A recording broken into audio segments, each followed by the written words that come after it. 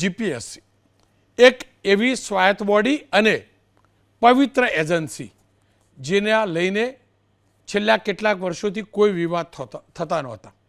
પહેલાં દિનેશ દાસા આવ્યા, ત્યારબાદ હસમુખભાઈ પટેલ આવ્યા અને એક આખી પ્રક્રિયા કે જે અગાઉ વિલંબમાં પડતી હતી, પેપરો ફૂટવાની વાતો આવતી હતી, આ બધું દૂર થયું.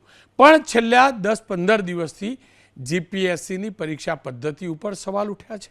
હસમુખભાઈ પટેલ ઉપર પણ સવાલ ઉઠ્યા છે. સવાલ ઉઠવાના કેટલાક વેલિડ કારણ પણ છે અને કેટલાક સંજોગો પણ છે અને એનું વિશ્લેષણ કરવું જરૂરી છે. જો કે મુદ્દો હવે રાજકીય પણ બની રહ્યો છે અને કોંગ્રેસે આ મુદ્દે અમિતભાઈ ચાવડાએ પત્ર પણ લખ્યો છે અને પત્રની અંદર કોંગ્રેસે કહ્યું છે કે જીપીએસસીની પરીક્ષામાં મૌખિક પરીક્ષાનો ભારાંક 50% રાખવો ન જોઈએ, તેની સામે તેમને વિરોધ કર્યો છે.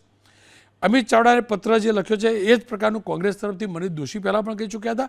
જીપીએસસીની ભરતી પ્રક્રિયામાં પારદર્શિતા લાવવા માટે એમને જે પત્ર છે એમાં એ પણ ઉલ્લેખ કર્યો છે કે જીપીએસસીની પારદર્શિતા પર સવાલ ઉઠે છે, વિશ્વાસિતા પર સવાલ ઉઠે છે, એવું પણ કહ્યું છે. સાથે જ ભારતીય જનતા પક્ષના નેતા હરિભાઈ ચૌધરીએ પણ હસમુખભાઈ પટેલ પર ઓબીસી એસસી એસટીને અન્યાય કરવાના આરોપ પણ ભૂતકાળમાં લગાવ્યા હતા. થોડાક દિવસ પહેલાં પત્ર પણ લખ્યો હતો. તો બનાસકાંઠા જિલ્લા શિક્ષણ સમિતિના પૂર્વ ચેરમેન માંગીલાલ પટેલે જીપીએસસીની મૌખિક પરીક્ષામાં ઓબીસી એસટી એસસીને ઓછા માર્ક મળતાનો આરોપ પણ લગાવ્યો હતો. આ બધી સ્થિતિ સર્જાઈ છે, હકીકત છે. પણ આ તમામની વચ્ચે એક આરોપ એ પણ લાગ્યો કે મૌખિક પરીક્ષા માટેના સવાલો આપી દેવામાં આવે છે. જ્યારે મેં આ જ મુદ્દે હરિભાઈ ચૌધરી સાથે વાત કરી હતી એમનો પત્ર ઉપર, ત્યારે હું પણ નહોતો માનતો કે આવું હોઈ શકે. પણ હા, એવી ઘટના બની છે અને એ પાપનું ભાગીદાર બન્યું છે સરદાર ધામ. આ પોસ્ટર જોજો તમે, આ પોસ્ટર જોજો. સરદાર ધામ જ્યાં જીપીએસસી યુપીએસસીની તૈયારી થાય છે, આ પોસ્ટર જોજો.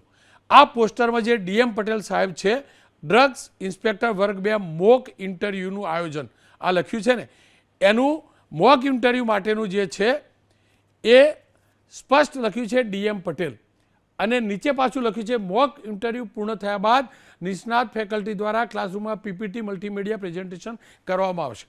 હવે દુઃખદ વાત જોજો, સરદાર સાહેબના નામથી આ સંસ્થા શરૂ થઈ છે. ગગજીભાઈ સુતેરા જેને પોતાના પ્રધાન સેવક કહે છે, જેના પ્રવેશ દ્વાર ઉપર સરદાર સાહેબની મૂર્તિ છે અને એ સરદાર સાહેબ જેમને દેશનો તો નકશો બનાવ્યો જ, એની સાથે સાથે યુપીએસસીની શરૂઆત પણ કરાઈ. આ પીપા જે છે ને એ સરદાર પટેલની દેન છે.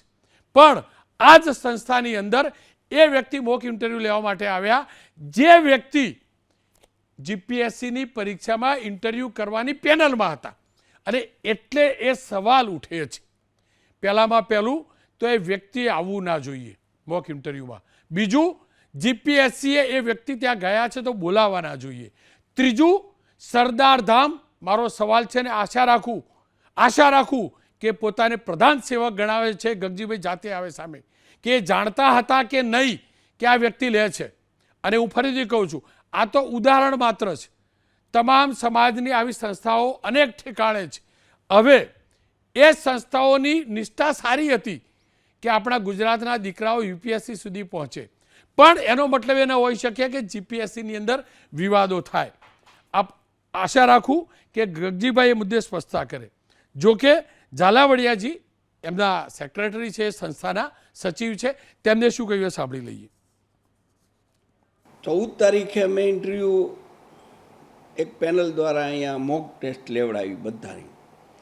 હવે કદાચ એ વખતે આ જે પેનલમાં હોય એને ખબર ન હોય કે મને જીપીએસસીમાં જવાનું છે નથી જવાનું, કન્ફર્મ ના થયું. પણ જ્યારે એમને જીપીએસસીએ 16 કે 15 બોલાવ્યા હોય અને એસાઇનમેન્ટ આપવાનું હોય ત્યારે એમને સ્પષ્ટપણે કહેવું જોઈએ કે મેં જુદી જુદી સંસ્થાઓમાં મોક ટેસ્ટ લીધા છે. સવાલ એ છે કે જે એક સંસ્થામાં મોક ટેસ્ટ લેવા જાય છે એ જ વ્યક્તિ ઇન્ટરવ્યૂમાં બેસવાના છે. જો કે સારી વાત એ પણ રહી કે કોઈ ડિમાન્ડ થઈ કે નથી થઈ હું નથી જાણતો, પણ એવી ડિમાન્ડ સામે નથી આવી કમસે કમ મારા સુધી તો. પણ હસમુખભાઈ પટેલે એ ઇન્ટરવ્યૂ રદ કર્યા. એમના ધ્યાનમાં આવ્યું એટલે રદ કર્યા, એ સારી વાત છે.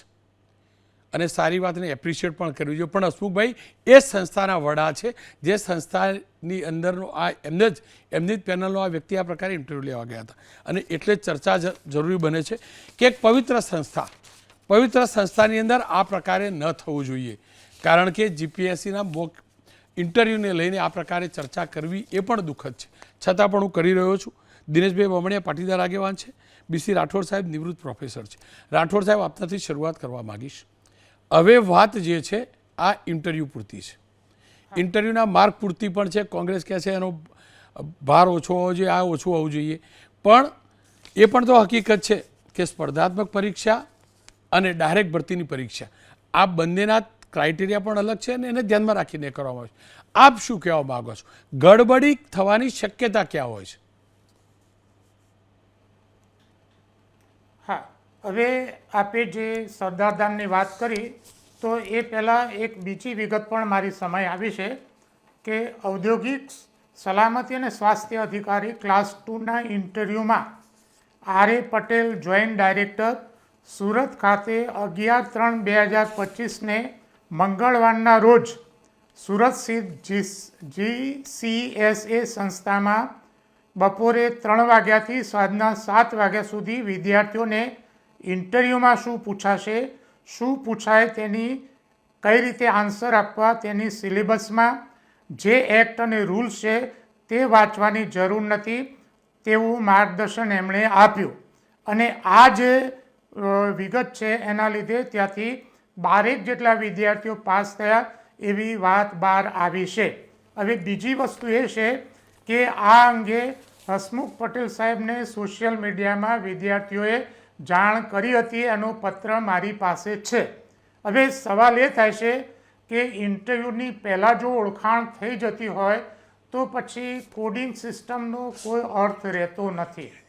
એક વિદ્યાર્થીએ એવી પણ રજૂઆત કરી છે કે જેના વિશે આપણે સત્યતા ચકાસતા નથી, પણ અમુક સંસ્થાઓમાં ઇન્ટરવ્યૂ વખતે ડ્રેસ કોડની વાત પણ વિદ્યાર્થીઓ લઈને આવ્યા છે. એટલે આ બધું જે થઈ રહ્યું છે એ ખોટું છે. બીજી વસ્તુ એ છે કે હસમુખ પટેલ સાહેબ સામે આક્ષેપો નથી થયા એ વાતમાં તથ્ય નથી. ઘણા બધા આક્ષેપો થયા છે. એમની પોસ્ટ તમે જોશો ટ્વિટર ઉપર અને એના જે જવાબો છે એ જોશો તો આપને સ્પષ્ટ દેખાઈ આવશે. અગત્યની વાત એ છે કે એમની જે માનસિકતા પોલીસ અધિકારીની છે એટલે કોઈની વાત નહીં સાંભળવાનો અનુભવ મને પણ થયો છે. પોલીસ કોન્સ્ટેબલના જે આરઆર એમને કર્યા ત્યારે જ મને એમને વિશે ખ્યાલ આવી ગયો હતો કે આ વ્યક્તિ SC ST OBC વિરોધી માનસિકતા ધરાવે છે. અને ઇન રાઇટિંગમાં ગયા મે મહિનામાં જે બધી રજૂઆત કરી હતી પણ એમણે વાત સાંભળીને આવી ઘણી બધી રજૂઆત છે ઓનલાઈન. હા, બોલો છો કે વાત પૂરી કરું? બસ સત્વરે પૂરી કરજો કારણ કે સમયનો અભાવ છે. એટલે એ જે વસ્તુ ના એટલે એમના વિરુદ્ધમાં વાત નથી ગઈ એ સત્ય નથી. અને બીજી વસ્તુ એ છે કે ઓનલાઈન જે પરીક્ષા એમના દ્વારા લેવાઈ તો એ પરીક્ષામાં હજારો સંખ્યામાં ક્વેરીઓ આવી છે. એક નહીં, હજારો સંખ્યામાં ક્વેરીઓ આવી હતી. મારા ધ્યાન મુજબ 3400 થી વધારે. હવે રોકીશ આપને કારણ કે સમયનો અભાવ છે. મારો મુદ્દો સર આપને રોકીશ. મારો મુદ્દો માત્ર મૌખિક પરીક્ષા વાળો છે. તમે હસમુખભાઈ ઉપર લઈ ગયા, તમારે જેવા તમારો જે પણ અનુભવ છે તમે કહ્યો. હું ફરીથી કહું છું મારો મુદ્દો મૌખિક પરીક્ષા ઉપર છે. ખેર દિનેશભાઈ મારી સાથે જોડાય છે. સમયનો અભાવ છે રાઠોડ સાહેબ. દિનેશભાઈનો વ્યૂ જાણી લઉં. દિનેશભાઈ આપ શું માનો છો? શું કારણ મૌખિક પરીક્ષાનું મહત્વ આટલું બધું રાખવાનું? રોનકભાઈ, જીપીએસસીની અંદર જે સીધી ભરતીની પરીક્ષાઓ સરકાર દ્વારા લેવાતી હતી એની અંદર ઓરલ ઇન્ટરવ્યૂ અને લેખિત ઇન્ટરવ્યૂને બંનેને ડિસ્ક્રિપ્શન અલગ છે. લેખિત પરીક્ષાની અંદરનું જે વેટેજ હોય છે એ ઓરલ ઇન્ટરવ્યૂમાં હોવું જરૂરી એટલા માટે નથી કે એના વિષયો, એના પૂછવાની સ્ટાઇલ અને માર્ક્સનું ડિસ્ક્રિપ્શન અલગ હોય છે. રાઇટિંગમાં જે ડિસ્ક્રિપ્શન થાય છે એ માણસ જે પરીક્ષા આપે છે એના અનુભવો અને લેખિત ઓરલ ઇન્ટરવ્યૂના અનુભવો અલગ હોય છે. ના, એક વસ્તુની વાતમાં હું સહમત છું કે 50% ઓરલ ઇન્ટરવ્યૂનું વેટેજ ના હોવું જોઈએ, એ ઓછું હોવું જોઈએ. પરંતુ જીપીએસસી જે પરીક્ષા પદ્ધતિ ચાલુ કરી છે જે 2016થી ચાલુ છે. મારા આગળના વક્તાએ વાત કરી કે ભાઈ હસમુખભાઈ પટેલના આવ્યાથી આ બનાવ બન્યો છે, તો આ બિલકુલ વાહિયાત અને ખોટી વાત એટલા માટે છે કે જ્યારથી 2016થી આ પરીક્ષાઓ લેવાની ચાલુ થઈ છે ત્યારથી ઓરલ ઇન્ટરવ્યૂની પદ્ધતિ ચાલી આવે છે અને એમાં સૌથી ઓછા માર્ક્સ રાઇટિંગવાળાને વધારેમાં વધારે ઓરલ ઇન્ટરવ્યૂમાં આવ્યા હોય એવા એસટી એસસી ઓબીસી કે કોઈ જ્ઞાતિની વાત કરવા જઈએ તો પણ ઉદાહરણ દાખલા છે અને કદાચ તમે ફક્ત ને ફક્ત એસટી એસસી ઓબીસીની વાત કરશો તો હજારો માર્ક્સ એવા છે જેનો આ પરીક્ષાની અંદરનો આપણે વાત કરીએ કે વૈશાલી વરિયાનો જે બનાવ છે કે 95 માર્ક્સ એને ઓરલ ઇન્ટરવ્યૂમાં આપવામાં આવ્યા છે અને સૌથી નીચે એનું રાઇટિંગમાં 372 માર્ક્સ છે. એટલે એ વાતને ક્યાંય કમ્પેર નથી કરી શકાતી કે ભાઈ હસમુખભાઈ પટેલના લીધે આવું થઈ રહ્યું છે, કોઈ જાતિવાદ ને જ્ઞાતિવાદની વાત.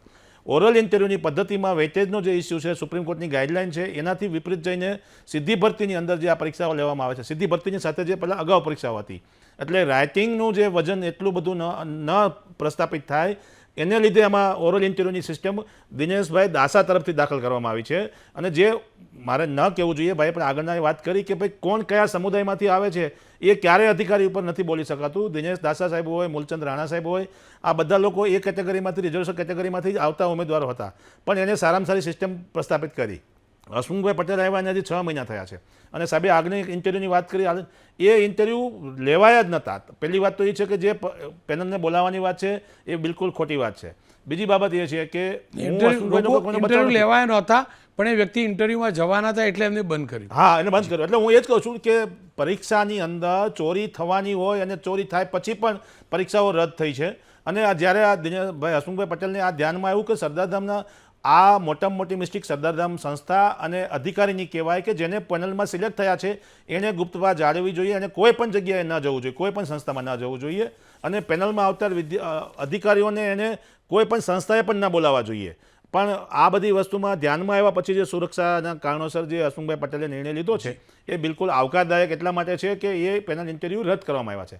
આપણે ભૂતકાળમાં ઘણી બધી વાતો કરી, પોલીસ ઇન્સ્પેક્ટરની પણ વાત કરી કે ભાઈ પોલીસની ભરતીઓમાં રોનકભાઈ આની પહેલાંની જે પોલીસની સાહેબ વાત કરી રહ્યા છે 1382 પોસ્ટ હતી, એની અંદર 3 વખત રિઝર્વેશન કાઉન્ટ કરવામાં આવ્યું. મેરિટ બન્યું, રનિંગનું મેરિટ બન્યું, પછી પ્રિલિમનું મેરિટ બન્યું અને પછી લેખિત પરીક્ષાનું મેરિટ બન્યું. એટલે 3 વખતની અંદર 1382 જગ્યાની અંદર ફક્ત 46 લોકો ઓપન કેટેગરીના પાસ થયા, જે લોકો રિઝર્વેશનમાં નહોતા 1382માંથી.